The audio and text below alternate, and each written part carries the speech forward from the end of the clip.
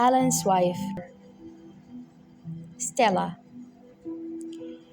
I was not slow to take Indaba Zimbi's hint. About 150 yards to the left of the lager was a little dell where I had hidden my horse, together with one belonging to the Bowers, and my saddle and bridle. Thither we went, I carrying the swooning Tota in my arms. To our joy, we found the horses safe, for the Zulus had not seen them. Now, of course, they were our only means of locomotion, for the oxen had been sent away, and even had they been there, we could not have found time to inspect them. I laid Tota down, caught my horse, undid his knee halter, and saddled up. As I was doing so, a thought struck me, and I told Indaba Zimbi to run to the lager and see if he could find my double-barreled gun and some powder and shot, for I had only my elephant roer and a few charges of powder and ball with me. He went, and while he was away, poor little Tota came to herself and began to cry, till she saw my face. "Ah, I have had such a bad dream," she said in Dutch. "I dreamed that the black Kaffirs were going to kill me. Where's my papa?" I winced at the question. "Your papa has gone on a journey, dear," I said, "and left me to look after you. We shall find him one day. You don't mind going with Herr Allan, do you?" "No," she said, a little doubtfully, and began to cry again. Presently she remembered that she was thirsty and asked for water. I led her to the river and she drank. "Why is my hand red, Herr Allan?" she asked, pointing to the smear of Bomyan blood-stained fingers. At this moment I felt very glad that I had killed Bombayan. "It is only pain, dear," I said. "See, we will wash it and your face." As I was doing this, Indaba Zimbi returned. The guns were all gone. He said the Zulus had taken them and the powder, but he had found some things and brought them in a sack. There was a thick blanket about 20 pounds weight of biltong or sun-dried meat, a few double handfuls of biscuits, 2 water bottles, a tin panix, some matches, and sundries. "And now, Mukomazan," he said, "we had best be going, for those Umtitwas are coming back. I saw one of them on the brow of the rise." That was enough of me. I lifted little Tota on the bow of my saddle, climbed into it, and rode off, holding her in front of me. Indaba Zimbi slipped a rein into the mouth of the best of Boer horses, threw off the sack of sunrise on to its back, and mounted also, holding the elephant gun in his hand. We went 800 or 900 yards in silence till we were quite out of range of sight from the wagons, which were in a hollow. Then I pulled up, with such a feeling of thankfulness in my heart as cannot be told in words. For now I knew that, mounted as we were, those black demons could never catch us. But where were we to steer for? I put the question to Indaba Zimbi, asking him if he thought that we had better try and follow the oxen which we had sent away with the Kaffirs and women on the preceding night.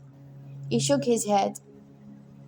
"The Umtitwas will go after the oxen presently," he answered, "and we have seen enough of them." "Quite enough," I answered with enthusiasm. "I never want to see another. But where are we to go? Here we are alone with one gun and a little girl in the vast and lonely veldt. Which way shall we turn?" "Our faces were toward the north before we met the Zulus," answered Indaba Zimbi. "Let us still keep them on the north. Ride on, Mukamazan. Tonight When we off saddle, I'll look into the matter. So all that long afternoon we rode on, following the course of the river. From the nature of the ground, we could only go slowly, but before sunset, I had the satisfaction of knowing that there must be at least 25 miles between us and those accursed Zulus. Little Tota slept most of the way. The motion of the horse was easy, and she was worn out. At last the sunset came, and we off saddled in a dell by the river. There was not much to eat, but I soaked some biscuit in water for Tota, and Indaba Zimbi and I made a scanty meal of biltong. When we had done, I took off Tota's frock, wrapped her up in a blanket near the fire we had made, and lit a pipe. I sat there by the side of the sleeping orphan child, and from my heart thanked Providence for saving her life and mine from the slaughter of that day. What a horrible experience it had been! It seemed like a nightmare to look back upon, and yet it was sober fact, one among those many tragedies which dotted the paths of the immigrant Boers with the bones of men, women, and children. These horrors are almost forgotten now. People living in Natal now, for instance, can scarcely realize that some 40 years ago, 600 white people, many of them women and children, were thus massacred by the impis of Dingaan. But it was so. And the name of the district Weenen, or the place of weeping, will commemorate them forever. Then I fell to reflecting on the extraordinary adroitness old Indaba Zimbi had shown in saving my life. It appeared that he himself had lived among the Amtitwa Zulus in his earlier manhood, and was a noted rain doctor and witch finder. But when Tikaka, Dingaan's brother, ordered a general massacre of the witch finders, he alone had saved his life by his skill in magic, and ultimately fled south of reasons too long to set out here. When he heard, therefore, that the regiment was an Amtitwa regiment, which, leaving their wives and children, had broken away from Zululand to escape the cruelties of Dingaan, under a pretense of spying on them, he took the bold course of going straight up to the chief, Sososa, and addressing him as his brother, which he was.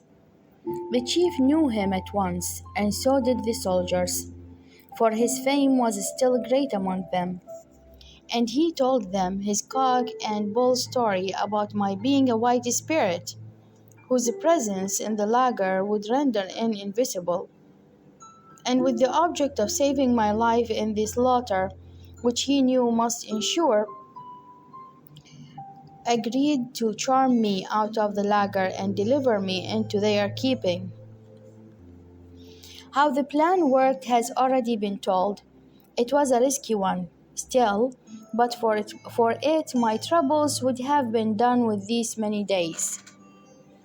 So I lay and thought with a heart full of gratitude, and as I did so, saw old Indaba Zimbi sitting by the fire and going through some mysterious performances with bones which he produced from his bag and ashes mixed with water.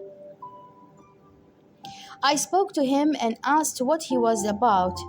He replied that he was tracing out the route that we should follow. I felt inclined to answer bosh, but remembering the very remarkable instances which he had given of his prowess in occult matters, I held my tongue, and taking little Tota into my arms, worn out with toil and danger and emotion, I went to sleep. I awoke just as the dawn was beginning to flame across the sky in sheets of primroses and of gold. Or rather, it was little Tota who woke me by kissing me as she lay between sleep and waking, and calling me Papa. It wrung my heart to hear her. Poor orphan child. I got up, washed and dressed her as best as I could, and we breakfasted as we had supped on biltong and biscuit. Tota asked for milk, but I had none to give her. Then we caught the horses, and I saddled mine. Well, Indaba Zimbi, I said, now what path do your bones point to? Straight north, he said. The journey will be hard, but in about 4 days we shall come to the kraal of a white man, an Englishman, not a Boer. His kraal is in a beautiful place, and there is a great peak behind it where there are many baboons. I looked at him. This is all nonsense, Indaba Zimbi, I said. Whoever heard of an Englishman building a house in these wilds? And how do you know anything about it? I think that we had better strike east towards Port Natal.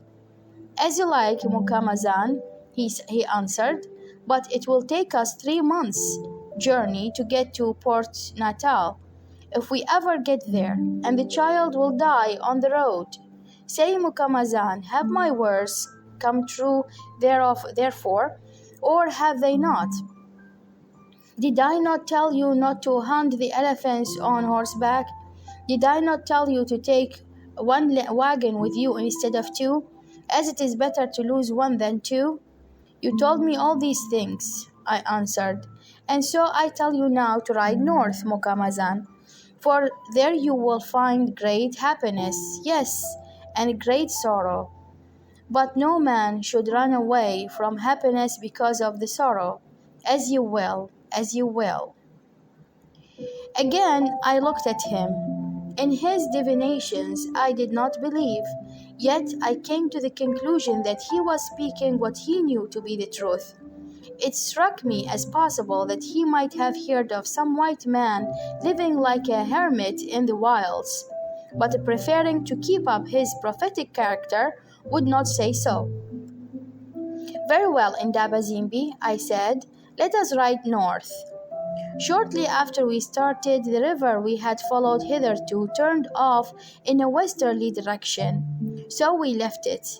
All that day we rode across rolling uplands, and about an hour before sunset halted at a little stream which ran down from a range of hills in front of us. By this time I was heartily tired of the biltong, so taking my elephant rifle, for I had nothing else, I left Tota with Indaba Zimbi and started to try if I could choose something. Oddly enough, we had seen no game all the day, nor did we see any of the subsequent days. For some mysterious reason, they had temporarily left the district. I crossed the little streamlet in order to enter the belt of thorns which grew upon the hillside beyond, for there I hoped to find buck. As I did so, I was rather disturbed to see the spoor of two lions in the soft sandy edge of a pool. Breathing a hope that they might not still be in the neighborhood, I went on into the belt of scattered thorns. For a long while I hunted about without seeing anything except one duck-eared buck, which bounded off with a crash from the other side of a stone without giving me a chance. At length, just as it grew dusk, I spied a petite buck, a graceful little creature, scarcely bigger than a large hare, standing on a stone about 40 yards from me. Under ordinary circumstances, I should never have dreamed of firing at such a thing, especially with an elephant gun. But we were hungry, so I sat down with my back against a rock and aimed steadily at its head. I did this because if I struck in the body, the 3-ounce ball would have knocked it to bits. At last I pulled the trigger. The gun went off with the report of a small cannon, and the buck disappeared. I ran to the spot with more anxiety than I should have felt in an ordinary way over a kudu or an eland. To my delight, there the little creature lay. The huge bullet had decapitated it. Considering all the circumstances, I do not think I have often made a better shot than this. But if anyone doubts, let him try his hand at a rabbit head 50 yards away with an elephant gun and a 3-ounce ball. I picked up the patty in triumph and returned to the camp. There we skinned him and toasted his flesh over the fire. He just made a good meal for us, though we kept the hind legs for breakfast. There was no moon this night, and so it changed that when I suddenly remembered about the lion's spoor and suggested that we had better tie up the horses quite close to us, we could not find them, though we knew they were grazing within 50 yards. This being so, we could only make up the fire and take our chance. Shortly afterwards, I went to sleep with little Tota in my arms. Suddenly, I was awakened by hearing that peculiarly painful sound, the scream of a horse, quite close to the fire, which was still burning brightly. Next second, there came a noise of galloping hoofs, and before I could even rise, my poor horse appeared in the ring of firelight. As in a flash of lightning, I saw his staring eyes and wide stretched nostrils, and the broken rein with which he had been knee-haltered, flying in the air. Also, I saw something else, for on his back was a great dark form with glowing eyes, and from the form came a glowing sound. It was a lion.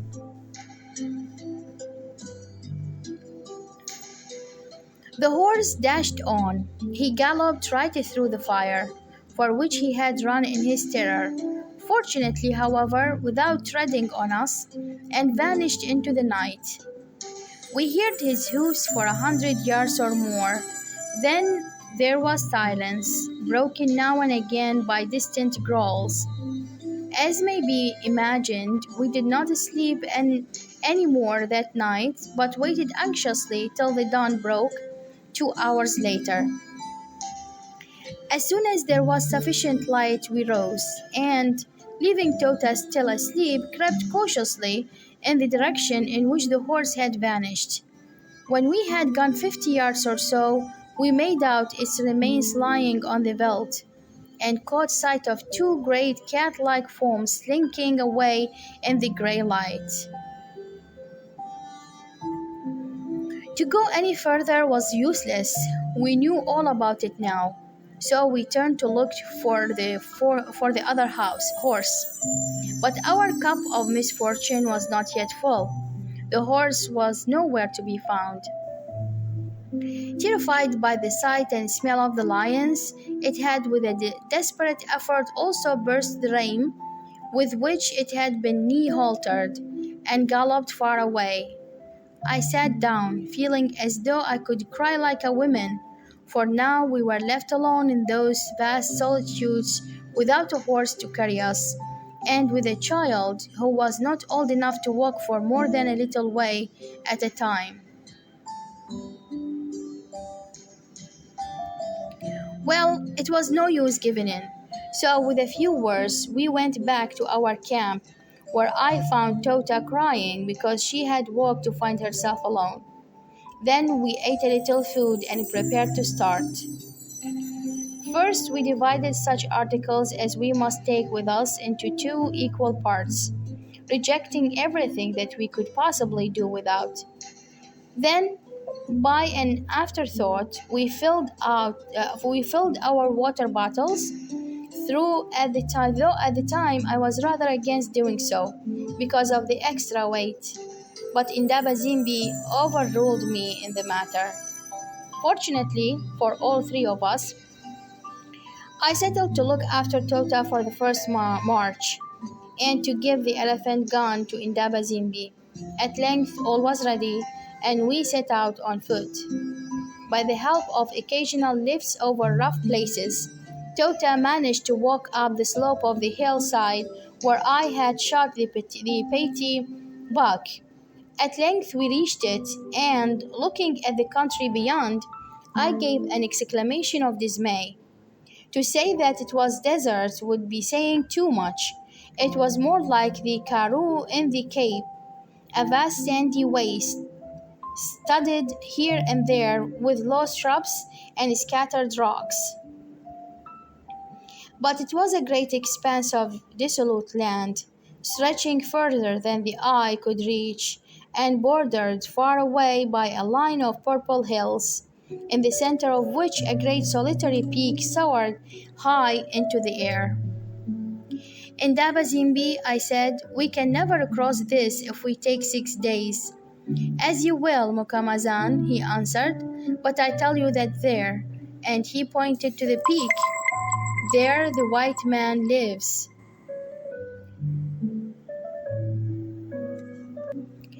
Turn which way you like, but if you turn, you will perish. I reflected for a moment. Our case was, humanly speaking, almost hopeless. It mattered little which way we went. We were alone, almost without food, with no means of transport, and a child to carry. As well perish in the sandy waste as on the rolling veldt or among the trees of the hillside.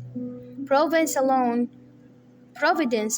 could save us, and we must trust to Providence. Come on, I said, lifting Tota onto my back, for she was already tired. All roads lead to rest. How am I to describe the misery of the next 4 days? How am I to tell how we stumbled on through that awful desert, almost without food and quite without water, for there were no streams and we saw no springs?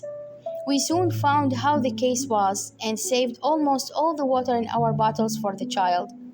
To look back on it is like a nightmare. I can scarcely bear or dwell on it. Day after day, by turns carrying the child through the heavy sand, night after night lying down in the scrub, chewing the leaves, and licking such dew as there was from the scanty grass. Not a spring, not a pool, not a head of game. It was the third night. We were nearly mad with thirst. Tota was in a comatose condition. Indamazimbi still had a little water in his bottle, perhaps a wine glassful. With it we moistened our lips and blackened tongues. Then we gave the rest to the child. It revived her. She awoke from her swoon to sink into sleep. See, the dawn was breaking. The hills were not more than 8 miles or so away now, and they were green. There must be water there. Come, I said. Indaba-zimbi lifted Tota into the kind of sling that we had made out of the blanket in which to carry her on our backs. And we staggered on for an hour through the sand. She awoke crying for water, and alas, we had none to give her. Our tongues were hanging from our lips. We could scarcely speak. We rested a while, and Tota mercifully swooned away again. Then Indaba-zimbi took her. Though he was so thin, the old man's strength was wonderful.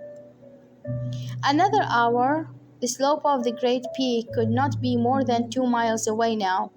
A couple of 100 yards off grew a large baobab tree. Could we reach its shade? We had done half the distance when Indaba-zimbi fell from exhaustion. We were now so weak that neither of us could lift the child onto our backs. He rose again, and we each took one of her hands and dragged her along the road. 50 yards, they seemed to be 50 miles. Ah, the tree was reached at last. Compared with the heat outside, the shade of its dense foliage seemed like the dusk and cool of a vault. I remember thinking that it was a good place to die in. Then I remember no more. I woke with a feeling as though the blessed rain was falling on my face and head. Slowly and with great difficulty I opened my eyes, then shut them again, having seen a vision. For a space I lay thus. While the rain continued to fall, I saw now that I must be asleep, or off my head with thirst and fever. If I were not off my head, how came I to imagine that a lovely dark-eyed girl was bending over me, sprinkling water on my face? A white girl, too, not a Kafir woman. However, the dream went on. "Henrika," said a voice in English, the sweetest voice that I had ever heard. Somehow it reminded me of a wind whispering in the trees at night. "Henrika, I fear he dies. There is a flask of brandy in my saddlebag. Get it." "Ah, ah," grunted a harsh voice in answer. "Let him die, Miss Stella. He will bring you bad luck. Let him die, I say." I felt a movement of air above me, as though the woman of my vision turned swiftly, and once again I opened my eyes. She had risen, this dream woman. Now I saw that she was tall and graceful as a reed. She was angry too. Her dark eyes flashed, and she pointed with her hand at a female who stood before her, dressed in nondescript kind of clothes, such as might be worn by either a man or a woman. The woman was young, of white blood, very short, with bowed legs and enormous shoulders. In face she was not bad looking, but the brow receded, the chin and ears were prominent. In short, she reminded me of nothing so much as a very handsome monkey. She might have been the missing link. The lady was pointing at her with her hand. "How dare you?" she said. "Are you going to disobey me again? Have you forgotten what I told you, Babian? Baboon?" "Ah, ah," grunted the woman, who seemed literally to curl and shrivel up beneath her anger. "Don't be angry with me, Miss Stella, because I can't bear it. I only said it because it was true. I'll fetch the brandy." Then, dream or no dream, I determined to speak. "Not brandy," I gasped in English as well as my swollen tongue would allow. "Give me water." "Ah, he lives!" cried the beautiful girl. "And he talks English. See, sir, here is water in your own bottle. You were quite close to a spring. It is on the other side of the tree." I struggled to a sitting position, lifted the bottle to my lips, and drank from it. Oh, that drink of cool, pure water! Never had I tasted anything so delicious. With the first gulp, I felt life flow back onto me. But wisely enough, she would not let me have much. "No more, no more," she said, and dragged the bottle from me almost by force. "The child," I said. "Is the child dead?" "I don't know yet," she answered. "We have only just found you, and I tried to revive you first." I turned and crept to where Tota lay by the side of Indabazimbi. It was impossible to say if they were dead or swooning. The lady sprinkled Tota's face with the water, which I washed greedily, for my thirst was still awful, while the woman, Henrika, did the same office for Indabazimbi. Presently, to my vast delight, Tota opened her eyes and tried to cry, but could not, poor little thing, because her tongue and lips were so swollen. But the lady got some water into her mouth, and, as in my case, the effect was magical. We allowed her to drink about a quarter of a pint, and no more, though she cried bitterly for it. Just then old Indabazimbi came to with a groan. He opened his eyes, glanced round, and took in the situation. "What did I tell you, Mukamazan?" he gasped, and seizing the bottle, he took a long pull at it. Meanwhile, I sat with my back against the trunk of the great tree and tried to realize the situation. Looking to my left, I saw two good horses, one backed and one with a rudely made lady's saddle on it. By the side of the horses were two dogs of a stout greyhound breed that sat watching us, and near the dogs lay a dead Ori buck, which they had evidently been coursing. "Hendrika," said the lady presently, "they must not eat meat just yet. Go look up the tree and see if there is any ripe fruit on it." The woman ran swiftly into the plain and obeyed. Presently she returned. "I see some ripe fruit," she said, "but it is high, quite at the top." "Fetch it," said the lady. Easier said than done, I thought to myself, but I was much mistaken. Suddenly the woman bounded at least 3 feet into the air and caught one of the spreading boughs in her large flat hands. Then came a swing that would have filled an acrobat with envy, and she was on it. Now there is an end, I thought again, for the next bough was beyond her reach. But again I was mistaken.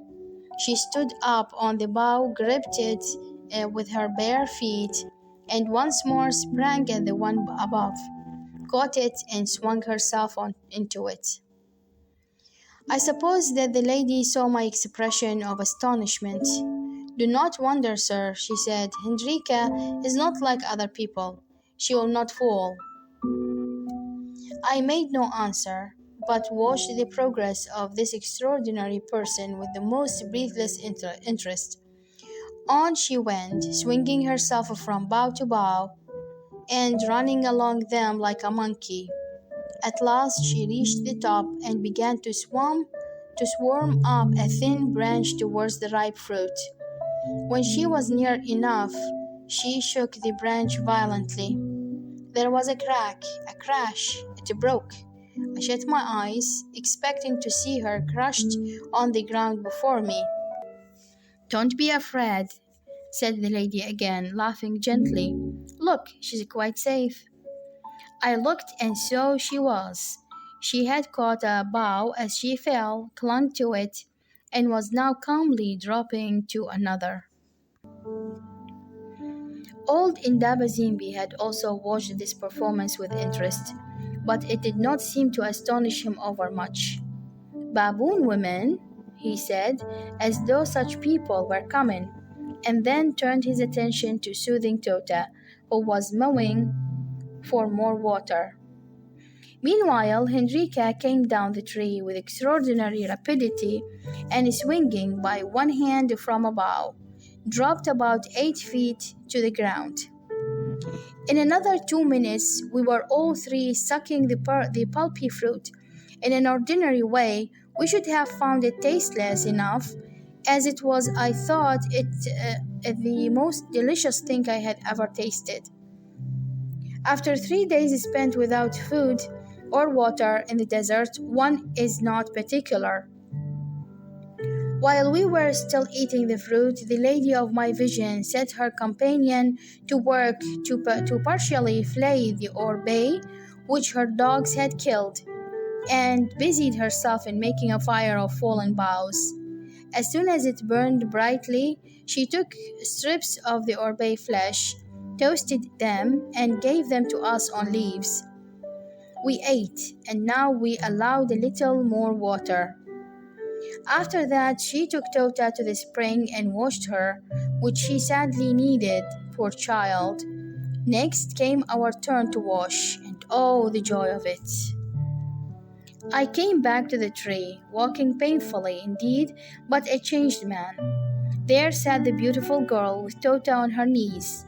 She was lulling her to sleep, and held up her finger to me, enjoining silence.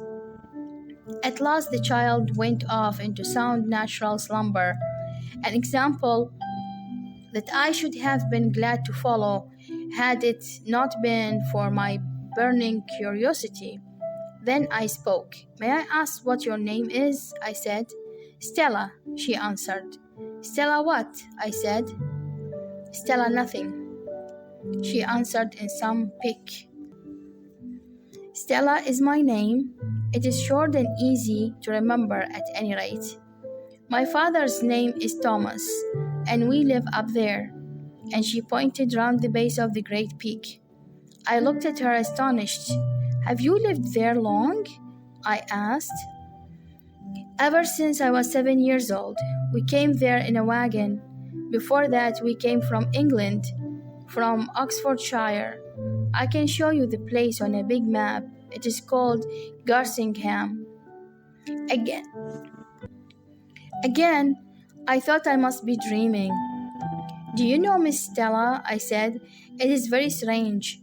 So strange that it almost seems as though it could not be true. But I also came from Grassingham in Oxfordshire many years ago. She started up. Are you an English gentleman? She said. I have always longed to see an English gentleman. I have never seen but one Englishman since we lived here, and he certainly was not a gentleman. No white people at all. Indeed, except a few wandering Boers. We live among black people and baboons. Only I have read about English people, lots of books, poetry and novels. But tell me, what is your name? Mukamazan, the black man called you? But you must have a white name too. My name is Allan Quatermain, I said. Her face turned quite white. Her rosy lips parted, and she looked at me wildly with her beautiful dark eyes. It is wonderful, she said, but I have often heard that name. My father has told me how a little boy called Allan Quatermain once saved my life by putting out my dress when it was on fire. See? And she pointed to a faint red mark upon her neck. There is the scar of the burn. I remember it, I said. You were dressed up as Father Christmas. It was I who put out the fire. My wrists were burnt in doing so. Then for a space we sat silent, looking at each other, while Stella slowly fanned herself with her wild felt hat, in which some white ostrich plums were fixed. This is God's doing, she said at last. You saved my life when I was a child. Now I have saved yours and the little girl's. Is she your own daughter? She added quickly. No, I answered. I'll tell you the tale presently. Yes, she said. You shall tell me as we go home. It is time to be starting home. It will take us 3 hours to get there. Hendrika, bring the horses here.